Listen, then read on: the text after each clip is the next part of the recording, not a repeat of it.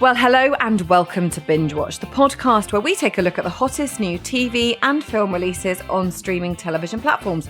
I'm Hannah Fernando, the group editor of Woman and Woman and Home magazine. And I'm Ian McEwen, writer on TV and Satellite Week, TV Times, What's on TV and WhatToWatch.com. And today we're looking at the new releases that will be available to you on Friday the 21st of March 2025, including Ozu Aduba as a bird-watching sleuth investigating murder at the White House in Netflix comedy drama The Resident, and Richard Dormer and Phil Daniels joining the cast of Gangs of London as the action-packed crime drama returns on Now TV. We'll also be checking out true crime serial killer drama Happy Face, starring Annalee Ashford and Dennis Quaid, and trying to keep a straight face with a giggle of top comedians in Last One Laughing on Prime. But first, Ian, what is in the news? Rachel Weisz will star in the darkly comic Netflix drama Vladimir, about a woman who becomes fascinated by her intriguing new colleague. What else is in the news, Hannah? Well, Paramount Plus documentary Ozzy Osbourne, No Escape from Now will see the rocker and his family reflect on the health challenges he faces as he prepares to perform with Black Sabbath one last time. I imagine that'll be quite popular. We're going to start on Netflix with a new comedy drama series. It arrived on Thursday the 20th of March. It's called The Residents. And here's a clip. There is a dead body on the third floor of the White House.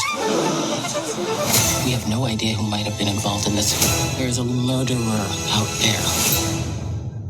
Or in here. Yay! A murder mystery! That's Cordelia Cupp. She is the best detective in the world. Well, Hannah, when I say Uzo Aduba to you, you'll probably think, oh, didn't she play Suzanne Crazy Eyes Warren in the hit Netflix prison drama Orange is the New Black? Well, yes, she did. And now she's starring in this as an eccentric sleuth called Cordelia Cupp, who is investigating foul play at the White House. And, of course, every detective must have a quirk. And hers is, she's a keen ornithologist. Yeah, that's right. This is from the makers of Grey's Anatomy and Bridgerton.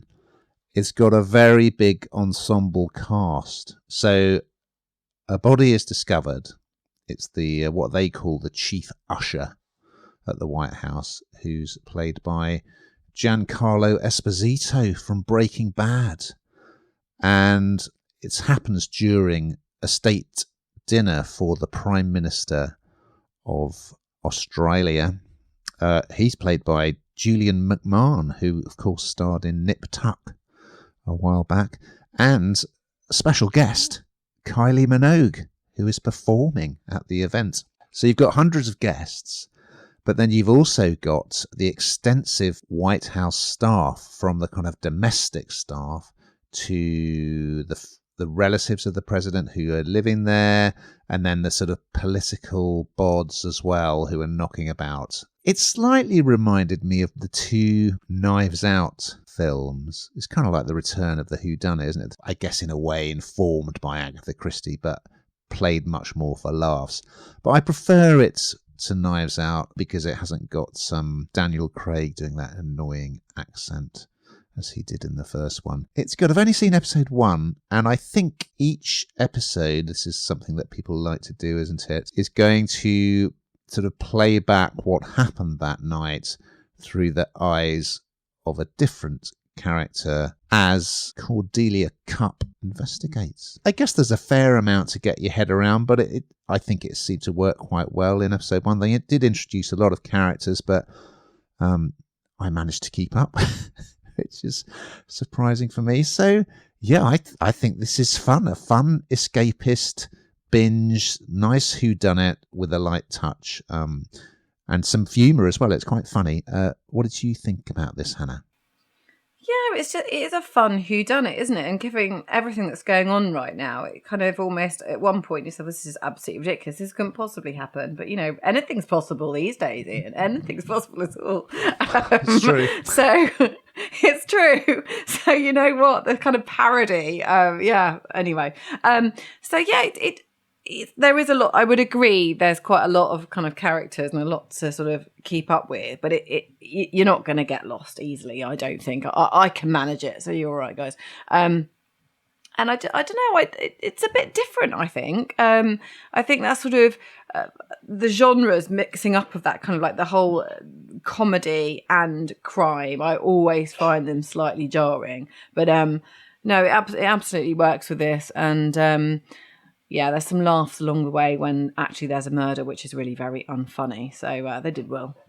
We move across to Paramount Plus for a new drama series, also arrived on Thursday, the 20th of March. It's called Happy Face, and here's a clip. What do you know about the Happy Face killer? Perhaps we should just explain why you're here.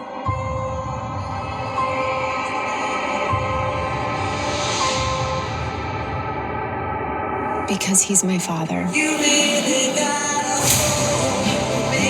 Yes. So this is kind of less less funny, I suppose, because this is about the daughter. It's about the daughter of a notorious serial killer, and she uncovers, all sorts of terrible things.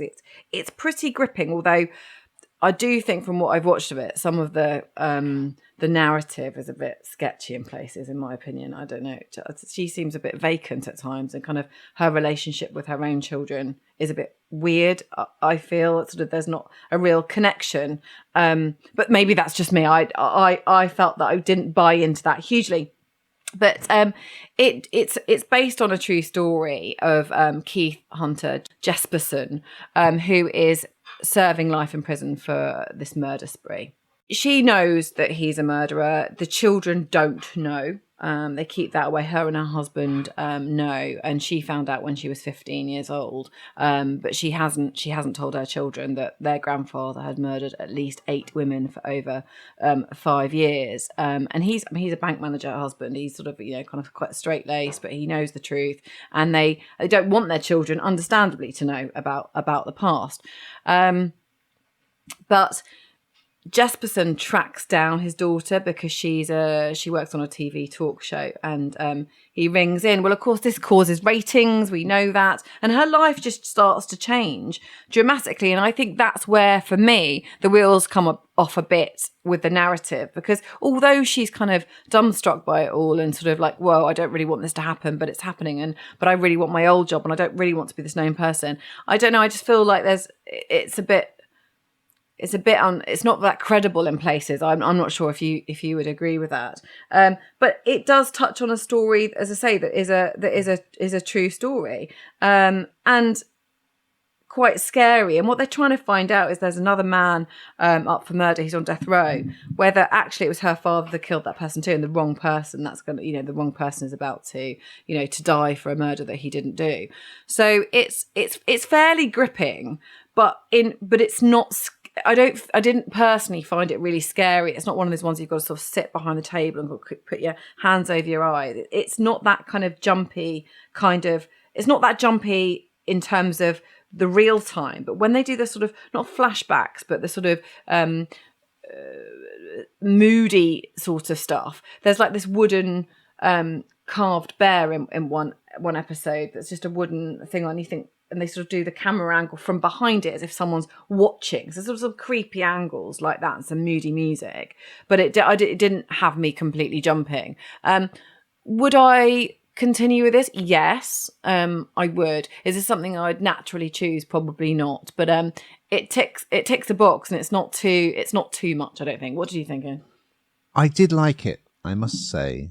And I thought Annaleigh Ashford is really good as Melissa, and Dennis Quaid, he's looking incredibly good for his age, I have to say, is terrific as her serial killer father, Keith, who, as you say, is in jail, and he's called the Happy Face Killer because he used to sort of write to the authorities these notes, which he would just sign with a happy face.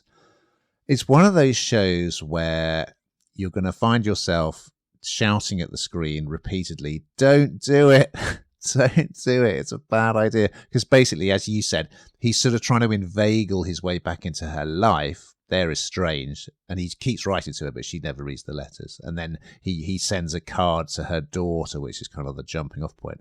But yeah, he's dangling this carrot like, I will tell you about another murder I committed but I will only tell you. You've got to come and talk to me. So she's got this dilemma. She knows that it's a trick, but you know, what if some family somewhere is being denied closure about the loved one that they've lost via his confession?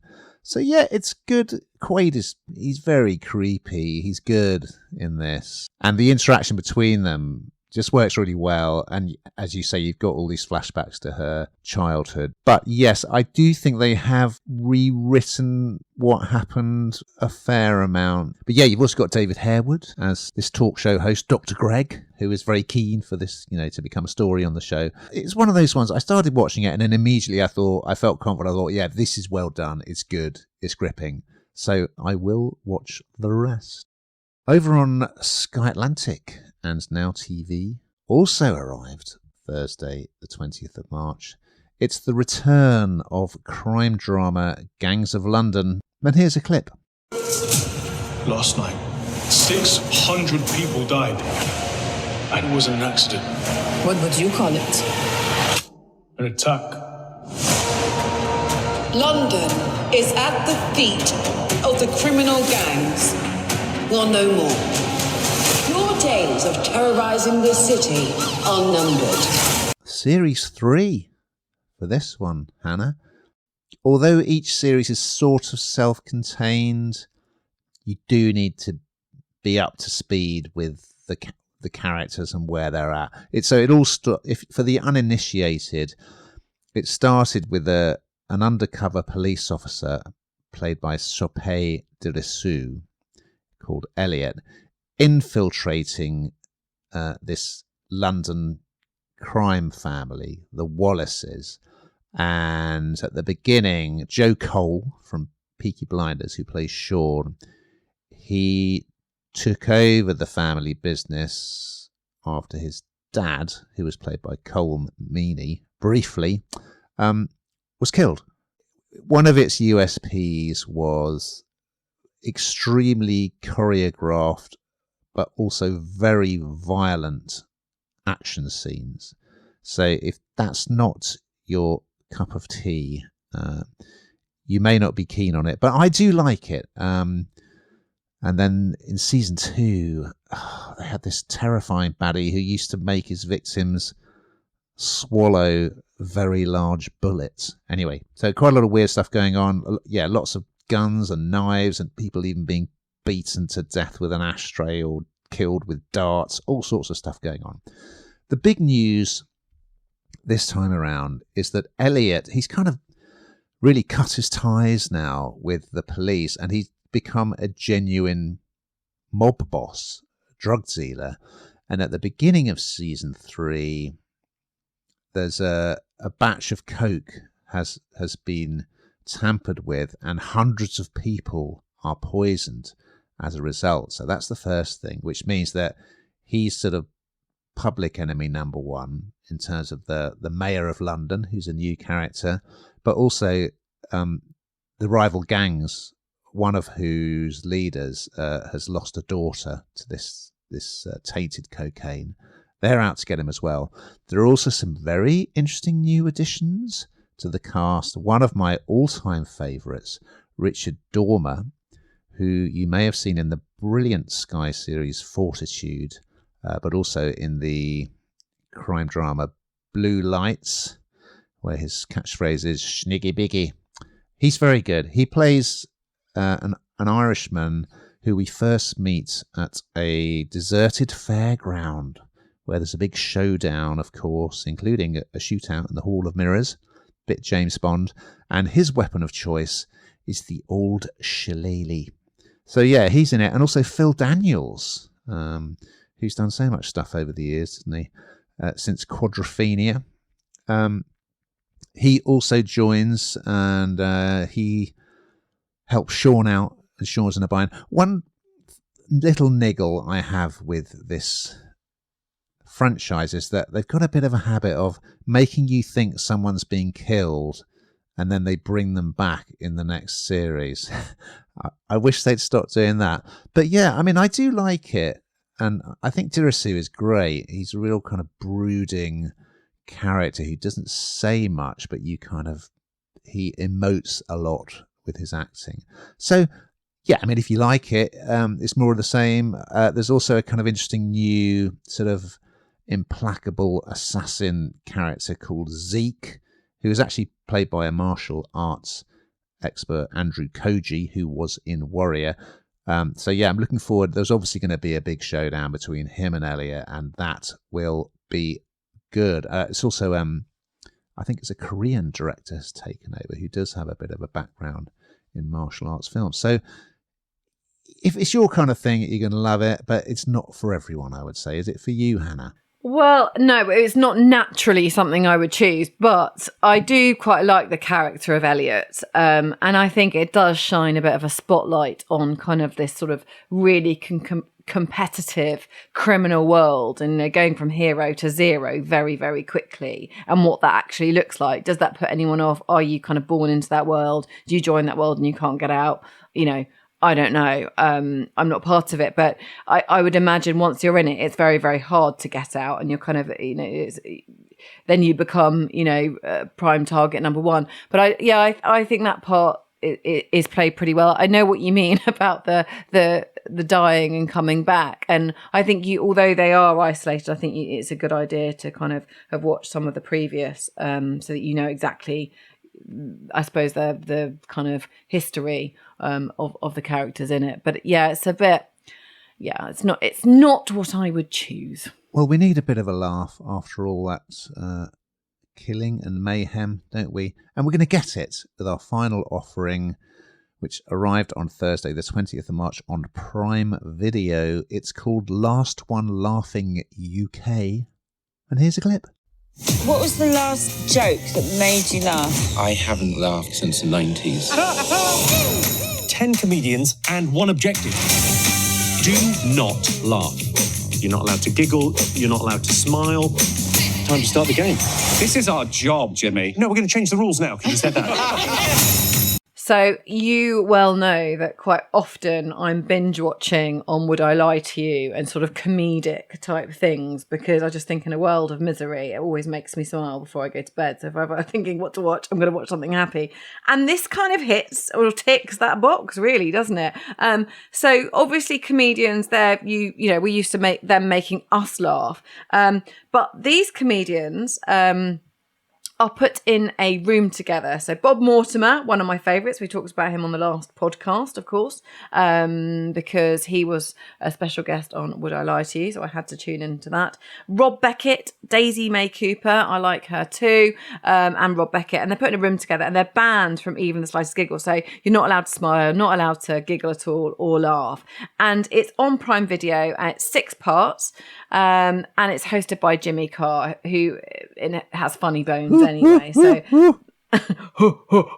can't do his laugh, but I'm tried very badly. And so the comedians, basically, they don't know who they're up against, but they have to do silly things to make each other try and make each other laugh. That's the premise of the game. I mean, there's part of me that wonders how they can get 6 parts out of this, but frankly, having seen some of it already, I'm totally bought into this. I'm there for all 6, sorry, not 10 parts, all 6 parts of this, frankly, because it's just really, really good fun, and it's just a great caliber of comedian that you're watching, and it's just, they are inherently very, very funny, trying to make other people laugh, and them, not, and you know yourself, whether it's Would I Lie to You, whether it's Whose Line Is It Anyway, they're all laughing at each other's jokes. Be interesting to see Jack D on there, because he's probably one of the ones with the straightest faces, isn't he?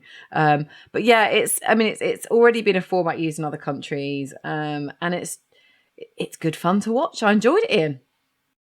Yeah, I previously saw an Irish version of it, which, I thought was okay. But for this, which is co-presented by Roisin Connaughton from Man Down, they've assembled virtually all of my favourite comedians. So as well as the ones you've mentioned, you got Joe Lycett, Sarah Pascoe, Richard Ayoade, Joe Wilkinson, Lou Sanders, Judy Love, who I love, and Harriet Kemsley, who I wasn't familiar with. So I was on board already, and it's really good. Though, and episode 1, Daisy Mae Cooper, they each get a chance to do like a star turn on a stage in a bid to make the others laugh, as well as just the general interaction that goes on in this room. And she does this brilliant imitation of someone going on a roller coaster, which is very, very good. But a lot of people do crack up in episode 1, so you start to think, are they even going to last to the end of the series and have anyone left? So, but yeah, it's good fun, great people. Richard Ayoade looks particular. He would be like my front runner to win, because they all keep running away from him because. He just never drops that very ironic, dry sort of tone of voice, does he? But yeah, I thought it was good fun. I enjoyed it. Well, we've got to that time, Hannah, where we find out what the hell you've been binge watching this week. Well, we talked about it last week, but I went back and adolescence, wow, and gosh, is it a talking point with people? It's literally what everyone's talking about. It's sending shivers down everyone's spine. I think we spoke about it last time, and I found it really quite terrifying. But yeah, if you haven't watched it, you've just got to. It's brilliant. Well, I watched on BBC iPlayer. There's a film called Yardie. I mean, it's been around for a while. It's directed by Idris Elba, and it's about a young man who comes over from Jamaica and is involved in the sort of sound system scene, but also in the drugs scene, and reconnects with his old girlfriend. That's quite good. Also, of course, because this week just gone, they showed the follow-up to the Michael Jackson documentary about alleged child abuse. I watched the original, which they showed again on Channel 4, and the new one is also on Channel 4 streaming. Now, we've just got time to look ahead to next week's offerings. So what's on the Binge Watch menu, Hannah? Nicole Kidman and Matthew McFadden play a married couple whose perfect life may not be all that it seems. Of course it won't be. In prime thriller Holland. And old pals Neil Morrissey and Martin Clunes team up for a French road trip in Neil and Martin's Bon Voyage on Now TV. And I was lucky enough to talk to both of them about that, and they were great value. But anyway, we look forward to those and much, much more. But in the meantime, listeners, keep watching.